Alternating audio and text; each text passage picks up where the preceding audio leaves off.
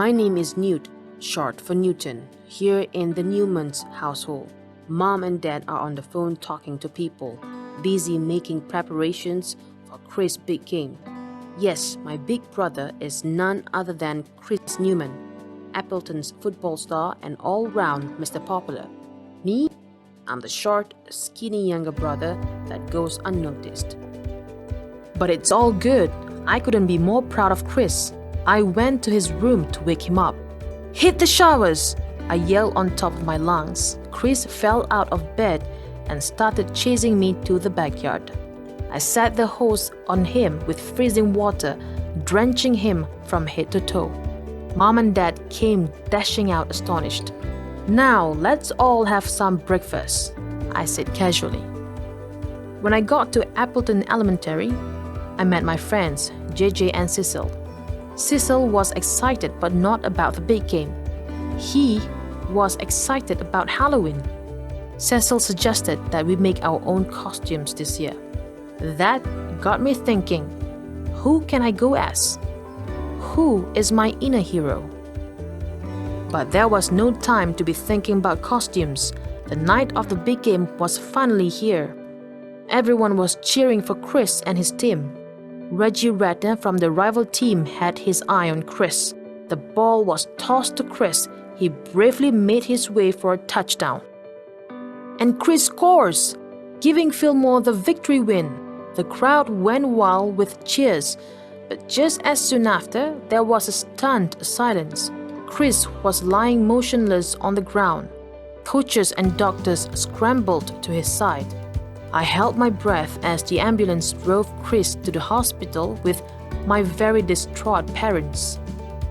I was anxious. I tried to replay the last touchdown in my mind. Did Reggie Redner really knock my brother unconscious? Later in the evening, I got a call from Dad. He said everything about Chris was fine, except that Chris was in a coma. Over the course of few days, I was juggling between answering phone calls from concerned strangers to worrying about my brother. I was so distracted, I almost forgot about Halloween. By the time I remembered, I scrambled to find what I could wear. In my frenzy, I just put on Chris' old jersey and track pants. I opened my front door. JJ and Cecil looked amazing. I felt sheepish looking at myself, but my friends made a few modifications to my costume. The finishing touch, JJ put a red mask over my eyes. I suddenly felt a surge of confidence in me, like the mask protected me. The next day for school, Mom had forgotten to put the laundry in the dryer. I had no clean clothes to wear. With a gulp, I put on my costume and made my way to school. Kids were surprised to see me. Some started to tease.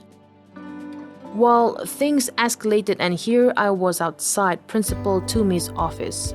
I could hear loud voices coming from inside the room. But eventually, they let me keep the costume on. Everyone felt sorry for me because of what happened to Chris. For the rest of the day, I was Captain Nobody and not Newt Newman. Slowly and remarkably, I began to experience little adventures of my own as Captain Nobody. One day, as I was helping Cecil collect an old drum from the dumpster, I found Mr. Clay wandering lost and confused. He was our old locksmith till Mom said he was losing touch with reality. After I took him home, I rang the doorbell and hit. Mrs. Clay came out, so happy and relieved Mr. Clay came home. Cecil said that was really heroic. Another time, it was really surreal. I met JJ who begged me to ask the jewelry store owners to correct the spelling on their sign. I didn't know I had walked into a robbery. While the robber was distracted by me, Mr. Sullivan, the owner, pressed the alarm button. I didn't wait to see what would happen in the end. I grabbed JJ and ran. The robbery was all over the news, but they could not identify me. JJ called me and was all excited. Captain Nobody was making headway. I told her she had to keep quiet about this. I don't wish to put my family through another crisis. The next day at school, Chris' teammate brought the school mascot. Ferocious the ferret, to our class. They wanted to instill some team spirit back in spite of what happened to Chris, so one lucky person would get to take Ferocious home. That lucky person was me, although honestly, I did not feel so lucky. On the way home, we met some kids from Merrimack, Fillmore's rival team. Reggie has been getting threats and being harassed for what happened to Chris. Ricky, his cousin, came to seek revenge. Ferocious got spooked and bounded through the highway. Cecil, JJ, and I went after him. Cars all around us screeched to a halt. In the midst of angry, honking horns, a small airplane with smoke coming out of its engine was headed straight for us. I ducked. The plane made its way to the open freeway where the cars had stopped and landed with the high-pitched squeal of its tires. Everyone gaped at the dramatic scene. I felt something on my foot. It was Ferocious. I scooped him up quickly and ran home. We saw the news explaining how the airplane had an engine failure and had to make an emergency landing. According to onlookers, a kid in a crazy costume was waving his arms, running through the highway, stopping everyone. Was he a hero or a lunatic? All these incidents took a toll on me. I just wanted to see my brother. It was then I decided to stop being Captain Nobody. That night, I had a dream about the airplane incident. For some reason, the cars morphed into football players.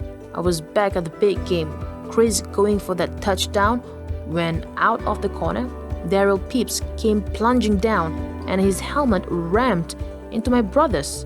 I woke up breathing hard. It was Daryl Peeps, not Reggie Redner, who put Chris in a coma. As fate would have it, Reggie Redner was seen high up on the town's old water tower. People are speculating that he had been too depressed by the constant harassment. He's thinking about ending his life. I felt I need to tell the truth, but what can short, timid Newt Newman do? I ran to put my costume on, morphing into Captain Nobody once more.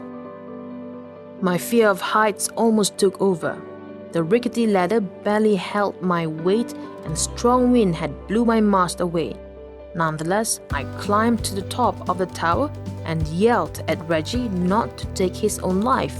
He looked at me confused. Sheepishly, he admitted he was there to spray paint the tower and somehow his foot got stuck on the roof. We managed to get Reggie's foot free. A helicopter was flying all over us watching the whole incident.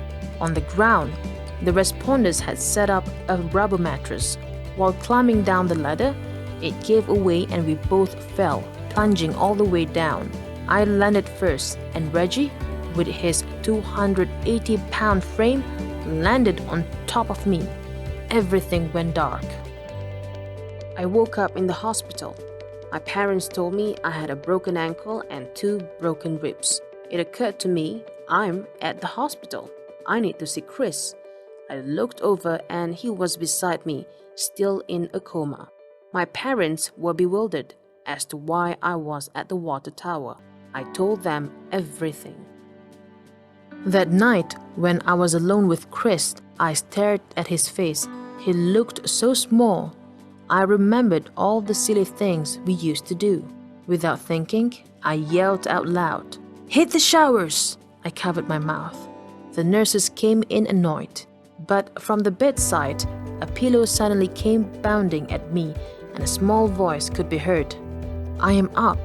I am up." There was much crying and laughing after that. All the news about Captain Nobody's heroic acts came out thanks to JJ and Cecil. Few days later, there was a big parade. I was in one of the floats with Chris and we waved at the crowd while cheers and confetti rained down on us. The crowd was cheering my name. They knew my name. When all the excitement had passed, Chris and I were in my room one night and we talked something both of us had not had a chance to do in a long while. "I'm glad you're home, Chris," I said. We high-fived each other. Yep, it was a good day.